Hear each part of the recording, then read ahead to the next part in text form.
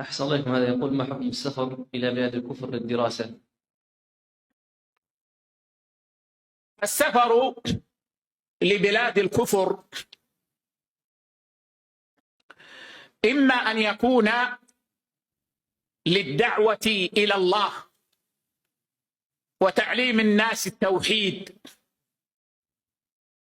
وبث الأسباب التي تعين المسلمين هناك على التمسك بدينهم،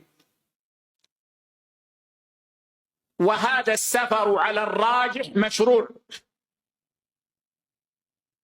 سواء قلنا بوجوب الهجرة عليهم أو لم نقل، لأن حفظ الدين للطائع والعاصي مطلوب.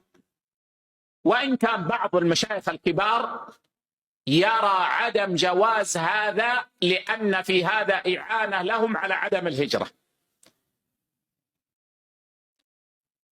لكن الراجح أن هذا السفر مشروع حتى لو قلنا بوجوب الهجرة على المسلمين هناك، لأن كما قلت لكم لأن حفظ دينهم سواء كانوا طائعين أو عصاة مطلوب شرعا.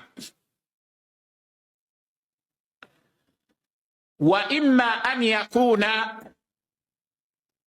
للعلاج الذي لا يوجد إلا في بلاد الكفار، فهذا جائز. وإما أن يكون للتجارة، وهذا جائز. وإما أن يكون لطلب علم نافع للأمة لا يوجد عند المسلمين. بعض العلوم الدنيوية موجودة في بلاد الكفار وبإتقان ولا توجد في بلاد المسلمين، وهذا أيضا جائز. وشرط جواز كل هذا أن يأمن المسافر على دينه وأن يستطيع إقامة دينه، فإن كان لا يأمن على دينه لضعف عقيدته أو ضعف نفسه،